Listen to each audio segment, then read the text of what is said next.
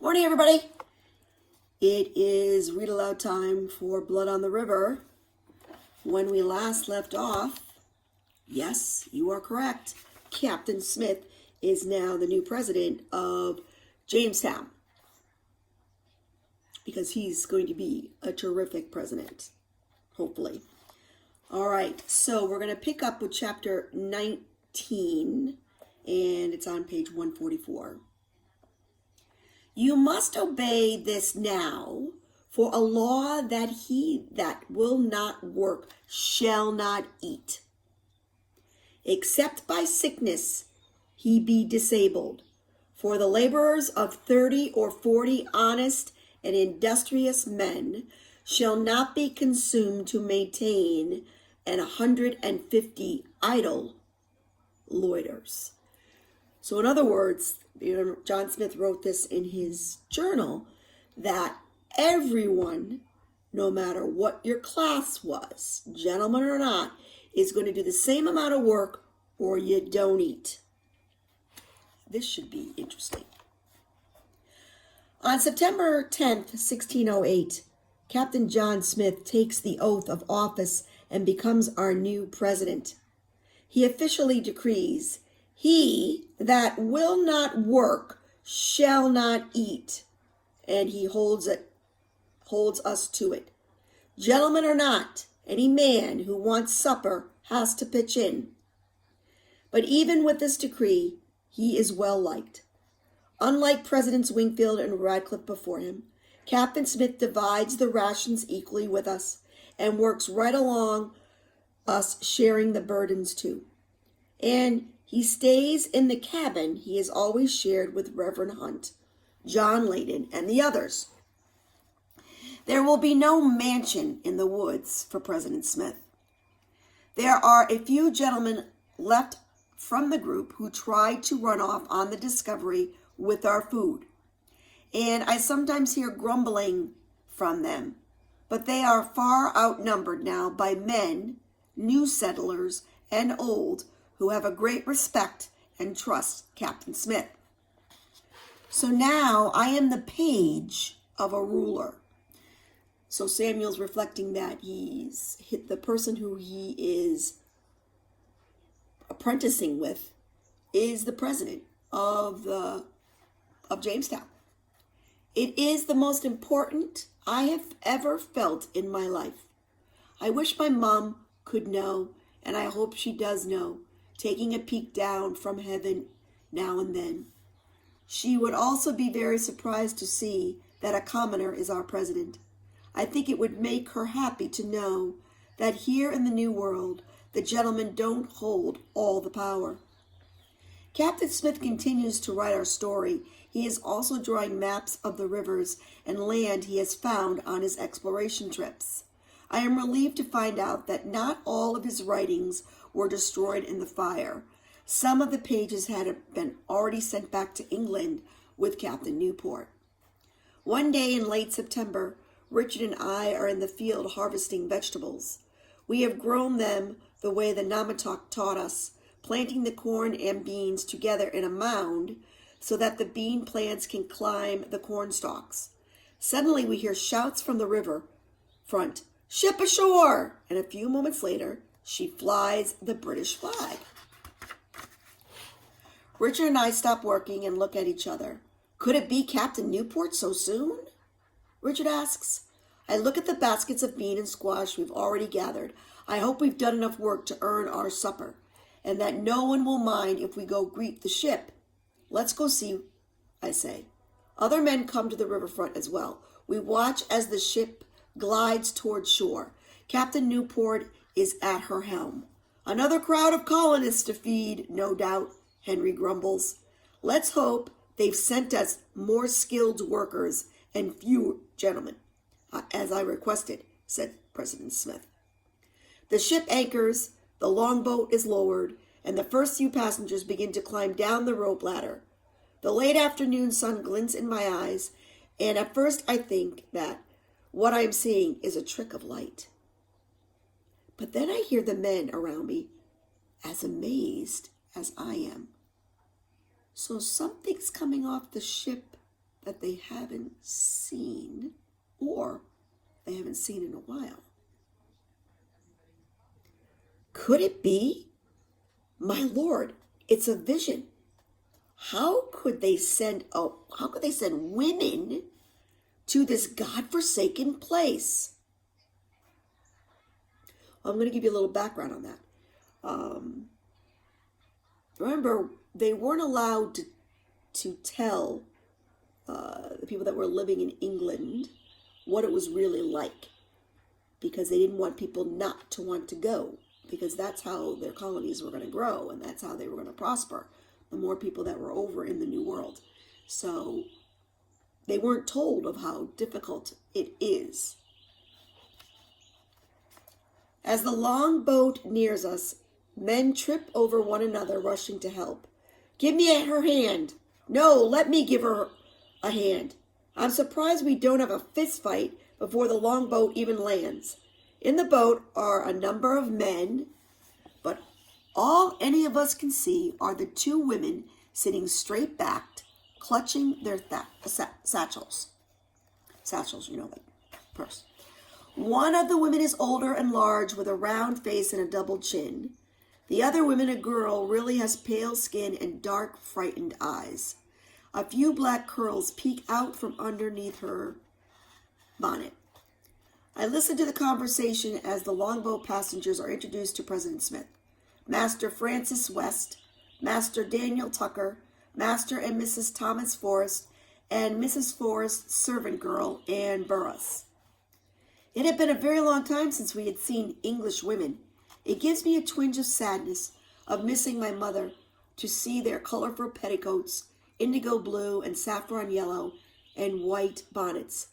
It feels familiar, like home. Miss Anne Burroughs squints her eyes, scowls, and ignores the men who are jostling one another to have a chance to carry her satchel. She holds tight to the satchel and turns her back to them. I feel sorry for her, being the center of attention like that when she obviously doesn't want to be. Namatuk is on the next longboat trip to shore.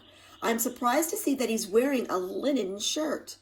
But England did not change him too much. His hair is still shaved close on one side and long on the other, and his eyes are still bright. He beams at me. Hello, Samuel. How are you? He calls out in an English accent. I am now a world traveler. I laugh. You are speaking English well, my friend. I call to him. I realize that in his months away with no one to speak Algonquin with, he had plenty of time to learn the English language, much more than a few words and phrases Reverend Hunt taught him before he left. Namatuk, where is your stick? I ask. Did you make lots of notches in it? Namatuk shakes his head. Too many people, he says. I throw stick in river. Reverend Hunt is very happy that Namatuk is now speaking English so well. He wastes no time, but sits him down to tell him about God the Father, Jesus the Son, and the Holy Spirit, and how he must bring the message of salvation to the other Powhatans. Namatuk nods enthusiastically. Yes, yes, I learn of your gods in England, and I tell them of my gods. He launches into a lively description of Okus, the vengeful god who requires sacrifices of tobacco, copper, beans, and sometimes animal blood, and sends punishment if he is not made happy. He tells us about Ahon, the god who is all-loving, all-forgiving, who makes the sun shine and ripens the crops. And he tells us of the great respect his people have for the spirit of life that is in all things, people, animals, plants, fire, water, and wind. Reverend Hunt shakes his head. There's only one God, maker of heaven and earth. Reverend Hunt tells the story of creation, how God made the world and all things in it in 6 days, and rested on the seventh day called Sabbath. Now, Namatuk nods with interest. Now I tell you how our world was made, he said. He tells us a story about the great hare, rabbit, created different kinds of men and women and put them in a big sack. He protected them from giants who wanted to eat them. The great hare filled the rivers with fish and put deer upon the land. Then he took the men and the women out of the sack and put them in different places on the earth to live. I enjoy Namatuk's story, but I can see that Reverend Hunt is becoming discouraged. Namatuk does not understand that he is to give up his gods and his stories and take the word of God from the Bible back to his people. Reverend Hunt begins to explain again, but Captain Smith finds us boys sitting idle and tells Reverend Hunt he needs us to come to work in the gardens. I put on my straw hat and pick up a basket. I hope Reverend Hunt is not too disappointed that the first time trying to convert a Virginia native to Christianity did not work out. So Namatuk doesn't realize that he has to give up his faith and take on the faith of the English. Captain Newport has brought us 70 new colonists, stores, and news that the rocks we sent to England were once again just rocks. The Virginia Company has a new idea about how we can profit. We are to use raw materials we have here in Virginia and begin making glass, pitch, tar, and soap ashes to send back to England. They've sent us several Polish and German tradesmen to get us started with these projects. So obviously other Europeans volunteered to go with this group to the New World. They have already begun to build a glass house a little way from our fort and a large furnace for glass making. Captain Newport has also brought orders from the Virginia Company to place an English crown on Chief Powhatan's head, making him a prince under King James, and making all of his people English subjects. So basically what England wants is that for the chief to give up his power as the chief, and they want to make him on the royal status. And then they want all of the people that the Chief Powhatan controls to be English citizens. Think about that. Powhatan doesn't know anything about class society. And then they're asking him to give up his power, to give up his people. My mind reels when I hear this. Chief Powhatan thinks we are his subjects, and now they want to make Powhatan people English subjects? The whole thing tangles my brain in knots. If the thought of being Chief Powhatan's subjects would be distasteful to the gentleman, then imagine that becoming subjects of King James would be just as distasteful to the Powhatan people, especially after they hear Namatuk's report on King James, whom he met while he was in London. Our Chief Powhatan is much better than your king, Namatuk says, speaking in Algonquin, so that the gentleman will not hear his assessment of our exalted king. Your king is short and a weak man. Our chief is tall and very strong. Your king has no hair, no teeth, just a round belly from eating too much. How can such a man be a king? A look of disgust crosses Namatuk's face, as if he's not quite sure how to tell me his next point. And he stinks. Does he not bathe? And he drinks wine until he can no longer speak or stand. I have heard these stories about our King James. It is well known the king's doctors have warned him that bathing causes the plague, and he has taken this advice to heart. He almost never bathes, yet English gentlemen still honor him. He is, after all, our king.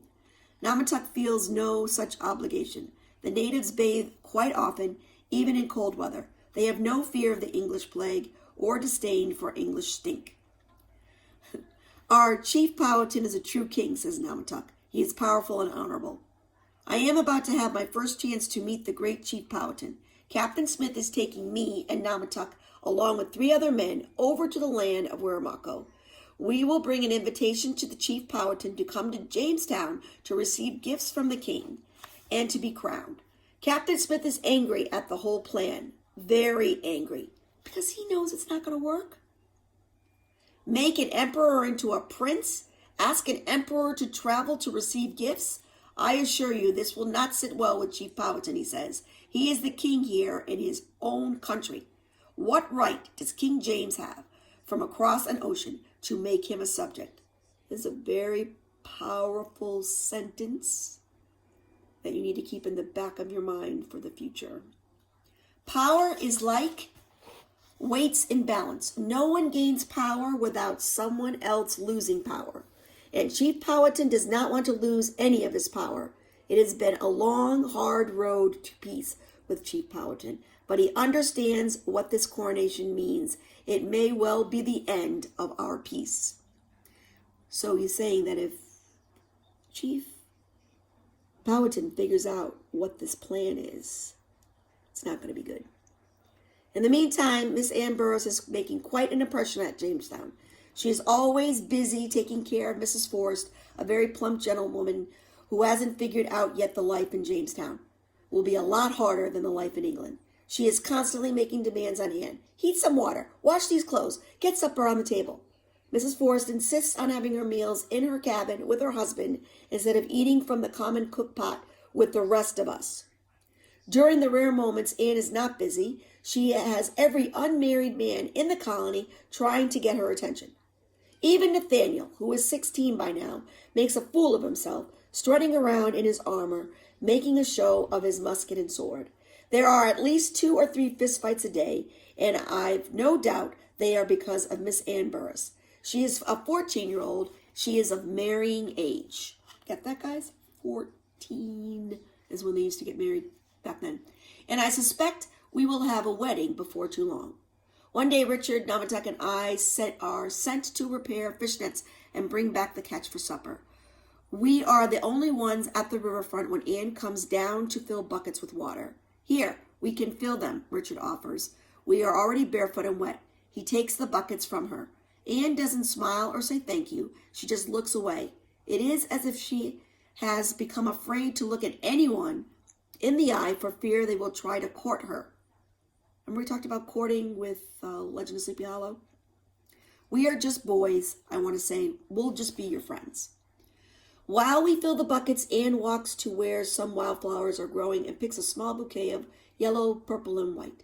Then it seems as if my unspoken message has somehow gotten through, because she comes and sits down near us.